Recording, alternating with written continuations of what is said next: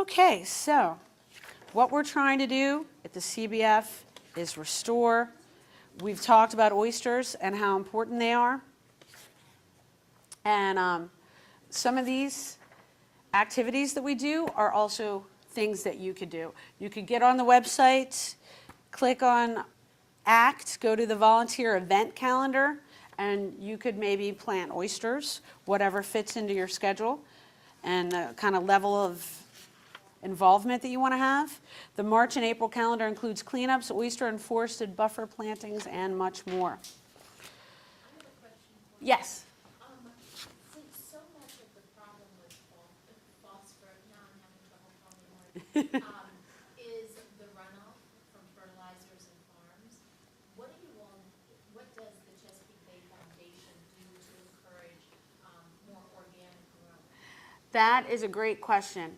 The Watershed Implementation Plan, which is now combined with this whole idea of the TMDLs, and we're going to call the TMDLs the pollution diet, because I'd like you to think of nitrogen and phosphorus kind of like somebody would go on a lower sodium diet if they wanted to lower their blood pressure and increase their health. So there's amounts that we feel can be put into the bay, and we can still be improving the bay.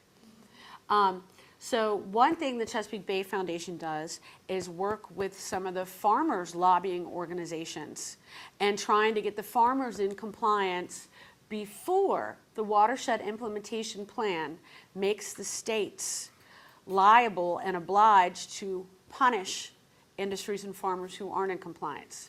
So we try to work together with the farmers to find out.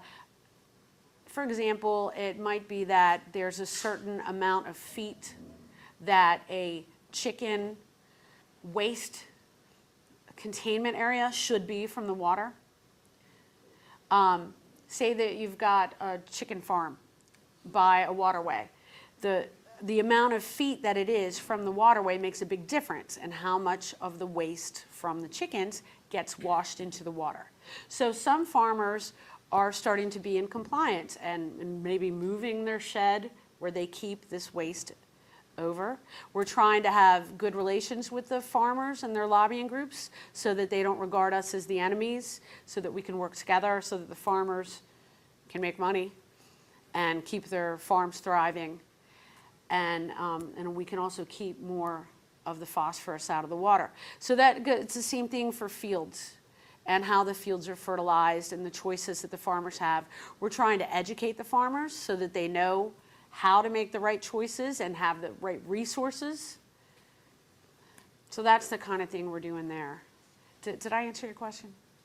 Okay. So the EPA has issued a total maximum daily load, also called the pollution diet, and they've done this before, and it hasn't worked, and it's because it wasn't enforced. What distinguishes the current effort is that now we have the Watershed Implementation Plan. In compliance with the Clean Water Act, it gives the government and the citizens the power to make the polluters stick to this diet. The plan outlines how each jurisdiction will achieve its pollution reductions. The second thing the plan does is to provide reasonable assurances that specify legislative, regulatory, funding, or otherwise enforceable guarantees that this implementation actually occurs.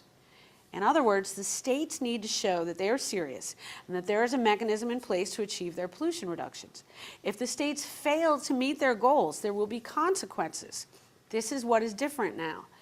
That means these consequences could include withholding federal funds, requiring more reductions from permitted sources, so that means hitting the companies harder, or exercising other authorities under the Clean Water Act.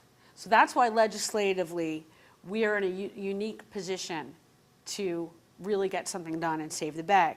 For the first time, the EPA has stepped to the plate and is requiring states to go on the pollution diet.